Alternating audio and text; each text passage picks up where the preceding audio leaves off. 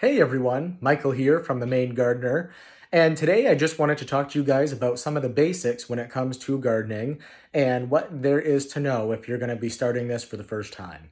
So the two things that I wanted to talk about primarily are going to be the difference between an annual and a perennial, and the difference between the growing zones that there are in the country, and that will determine whether certain plants are either an annual or a perennial for you.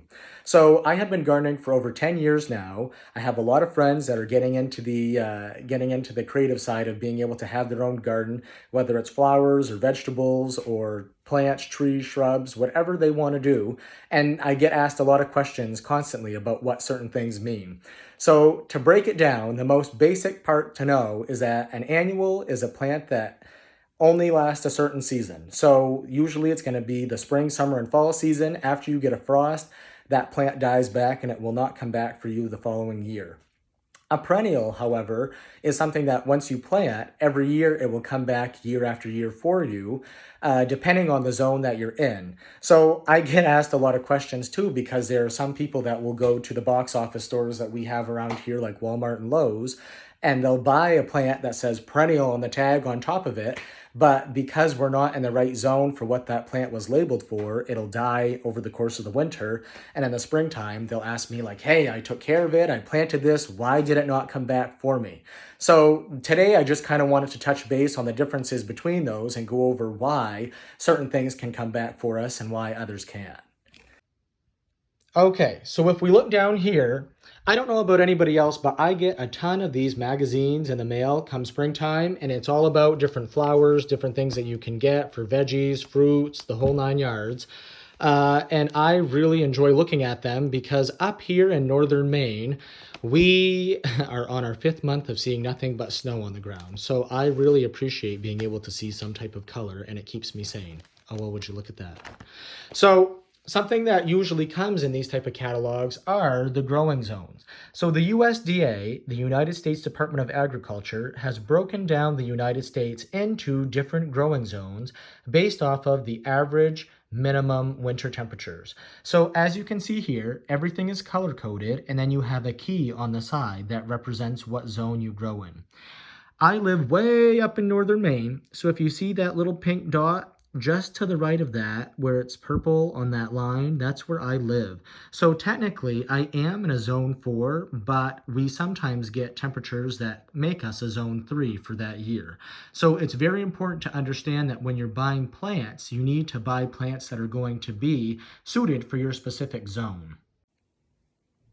Now, the one thing that I don't love necessarily about those different growing guides that talk about the different zones that you're in is they don't have the corresponding temperature that is related to your zone. So realistically, a lot of the tags that you see on plants will say that this plant will thrive in zones 4 to 11 or 4 to 10, all that sort of stuff. But every now and then you'll get a tag that just says hardy to negative 30 degrees or hardy to negative 20 degrees. So if you only know what zone you're in, it's not going to be beneficial for reading certain tags like that. I've had experiences like that where people come up to me and they say, okay, you seem to know what you're doing at the garden center. Why does this not say what zone we're in? And then I'll have to kind of explain to them a little bit. Okay, well, some providers decide to do it that way. Other providers want to just put the zone. You kind of need to know both. And I got in trouble because I used to tell friends, you only need to know your zone. You don't need to know the corresponding temperature. And that's not true. So when it comes down to it, the way that it's broken up, there are 13 different zones going from zone 1 all the way up to zone 13. And each zone goes up in a 10-degree increment. So you have 1A, 1B, you have 2A, 2B, 3A, 3B, 4A, 4B.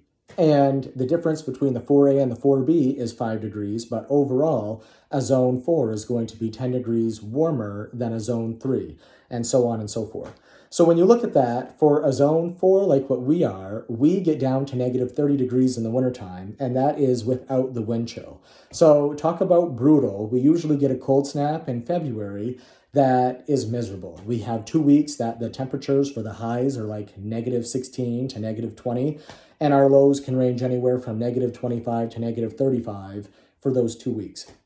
And it's pretty interesting to see how that affects the plants, because if we have a ton of snow at the time, If we do dip down into that -30 plus, then we're technically going to be in a zone 3 category. So any plants that we have that are a zone 4, in the springtime, you can kind of see where the snow cover was, because the top part that sticks out of the snow will have died back, but anything that was insulated and buried underneath the snow will come back for us in the spring.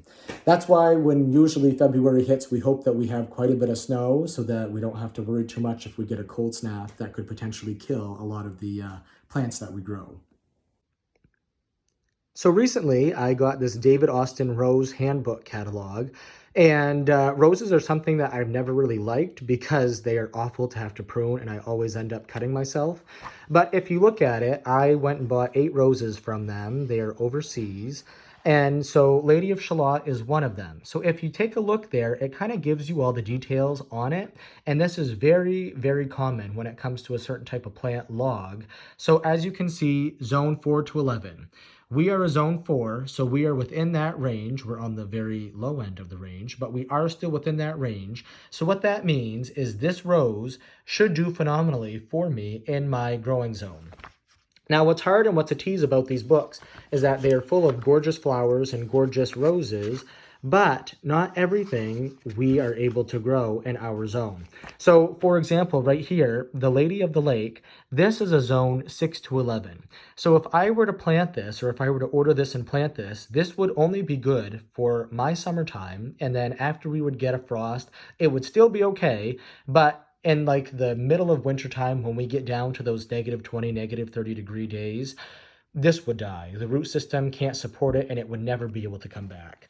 And that's why it's helpful to be able to understand how to read a lot of these garden catalogs, because if you don't know what zone you're in and you aren't able to kind of say, okay, if I'm a zone 5, 5 fits between 4 and 11, so I should be all set to buy this rose. But if you're a zone 3, then this rose would not work for you. So that's kind of the basics when it comes to understanding the differences between what you're able to grow and what you're not able to grow. Now, with all that being said, there is something that you can do if you want to keep a plant that's in a higher zone than what you're actually growing in. So say I've always wanted to grow a Japanese maple personally, but those are a zone 5 to 7 in terms of how low they can get depending on the variety, and that means that it would die if I planted that out in the landscape here. So if I wanted to have that type of shrub though, and that type of ornamental tree, I could plant that in a large container, and then I could bring that container into an unheated garage over the wintertime that doesn't get quite as cold as the outside temperature. So my garage, every morning when I get in it, my car says that it averages around 24 to 30 degrees, and that's when I don't heat it. So that would be absolutely perfect, because a zone 5 is from -20 to -10, which means that it should easily survive inside my garage over the wintertime until I'm ready to drag it out in the spring and water it and then place it where I want it to go. That takes up a lot of time, it takes up a lot of storage, and a lot of people do not want to have to deal with that hassle, which I completely understand. So that is kind of a way to fudge a zone if you really do like a certain perennial that you want to have come back year after year. Otherwise, if I buy that Japanese maple, I have to treat that as an annual, knowing that it's going to die at the end of the year and that it will not come back in my springtime. So those are the two basics, talking about annuals, perennials, and what's going to be next on the agenda. So next up, I will be making some videos that go over some seed starting. I have a bunch of seeds here that I'll be starting at different times based off of when our average last frost date is. So please like and subscribe this video if you guys want to follow along to kind of see what the next steps are going to be. I have over 600 dahlia tubers coming that I'll be planting this year. I have a regular vegetable garden. I have our fruit trees that we'll be pruning. So if you subscribe to the channel, you'll get to see all that and more coming up. Thank you everyone for watching, and I hope you have a great day.